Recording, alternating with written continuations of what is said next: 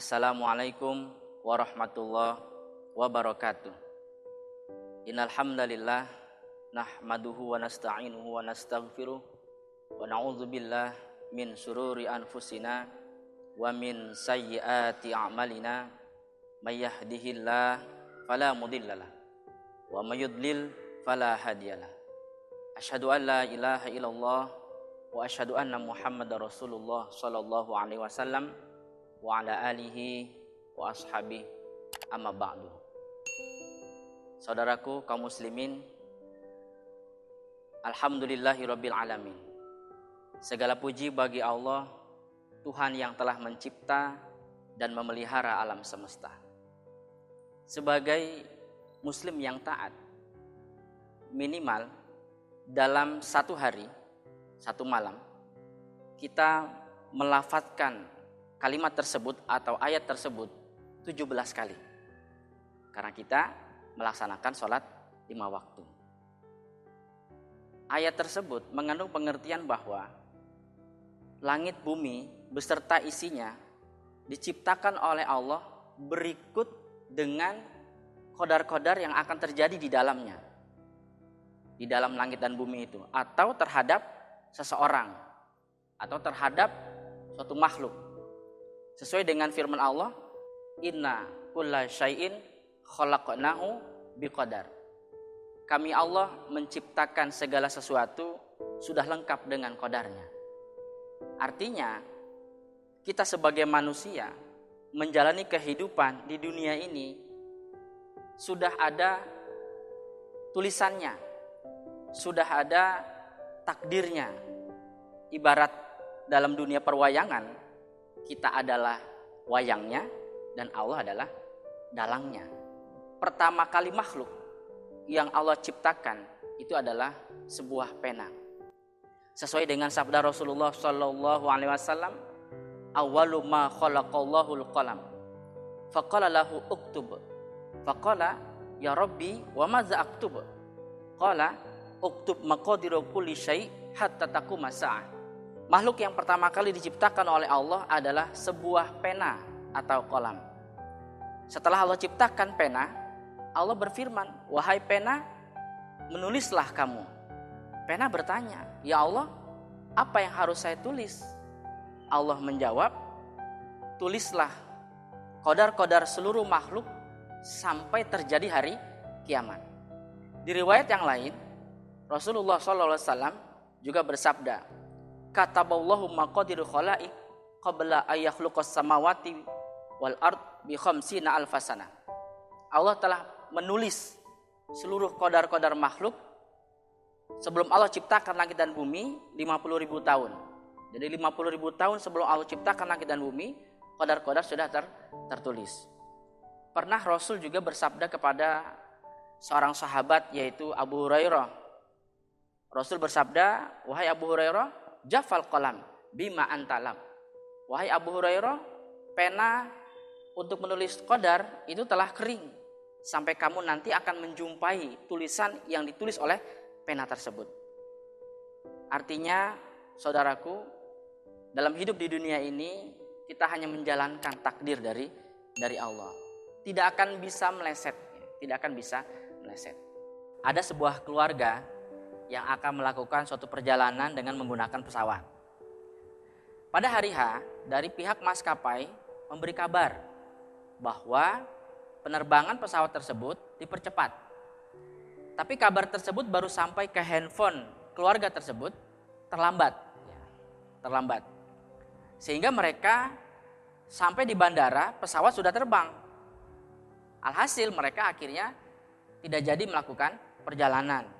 Saat itu mereka marah-marah, mereka kecewa, mereka merasa bahwa hari itu adalah hari sial mereka. Kenapa? Karena mereka gagal melakukan rencana yang telah mereka buat. Tapi setelah mereka pulang, mereka mendengar kabar bahwa pesawat tersebut mengalami kecelakaan. Baru saat itu mereka rasakan hikmah dari kejadian berat yang mereka baru alami. Bahwa ternyata Allah sayang pada mereka. Allah ingin menyelamatkan mereka.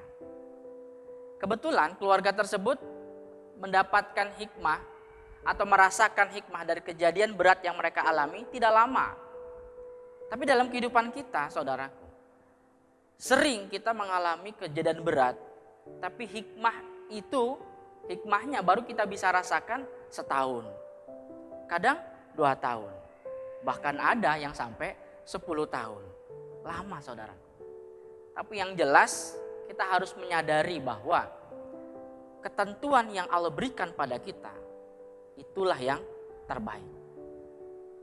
Nah, yang perlu kita lakukan adalah bagaimana cara menyikapi ketentuan yang telah Allah berikan kepada kita. Karena takdir tidak bisa dihindari. Takdir telah tertulis rapi, termaktub di dalam Lauhil Mahfuz. Yang pasti kita alami. Jadi yang harus kita lakukan adalah mensikapi dengan benar takdir-takdir tersebut. Ada beberapa ketentuan yang biasa kita rasakan di dalam kehidupan kita. Ada ketentuan nikmat, ada ketentuan cobaan penganiayaan, ada ketentuan mendapat musibah, ada ketentuan berbuat salah. Itu yang kita kenal dengan 4 maqadirullah atau 4 ketentuan Allah. Mari sekarang kita bahas tentang bagaimana cara menyikapi poin-poin tersebut.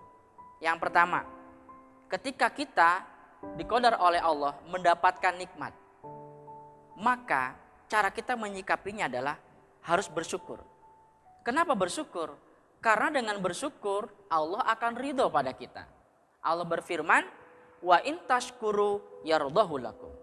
Jika kalian bersyukur, maka Allah akan ridho. Bukan hanya itu, bahkan Allah akan menambah nikmat yang telah Allah berikan pada kita. Sesuai dengan firman Allah dalam surat Ibrahim ayat 7. La in syakartum la azidannakum. Wa la in kafartum inna azabi lasyadid. Jika kalian bersyukur terhadap nikmat yang saya berikan, maka saya akan tambah. Namun jika kalian kufur, maka azabku sangat pedih. Saudaraku, manusia hidup di dunia ini adalah untuk ibadah. Allah pernah menawarkan amanat ibadah ini seperti termaktub di dalam surat Al-Ahzab 3 ayat yang terakhir. Allah tawarkan kepada makhluk Allah yang besar-besar. Allah tawarkan kepada langit, Allah tawarkan kepada bumi, Allah tawarkan kepada gunung. Tapi 3 makhluk yang besar-besar itu tidak mau menerima tawaran dari Allah untuk melaksanakan ibadah kepada Allah. Kenapa? Karena mereka takut, mereka khawatir setelah menyanggupi amanat tersebut tapi tidak bisa melaksanakan. Namun kita manusia yang tidak ada apa-apanya dibanding 3 makhluk Allah yang besar itu menyanggupi, saya ya Allah, saya sanggup melaksanakan amanat ibadah itu. Tapi sudah terlanjur, saudara, sudah terlanjur. Kita berarti misi hidup di dunia ini adalah untuk ibadah. Allah sangat tahu bahwa di dalam manusia melaksanakan misinya yaitu ibadah kepada Allah butuh hal-hal yang mendukung. Oleh sebab itu Allah berikan nikmat, Allah berikan kesehatan, Allah berikan harta, Allah berikan tempat tinggal, Allah berikan keluarga. Maka hal yang harus kita lakukan adalah terhadap nikmat-nikmat tersebut kita makin mendekatkan diri kepada Allah. Karena nikmat yang sudah Allah berikan kepada kita nanti di hari kiamat, di akhirat akan Allah tanya. Sumalatus aluna yauma izin anin naim.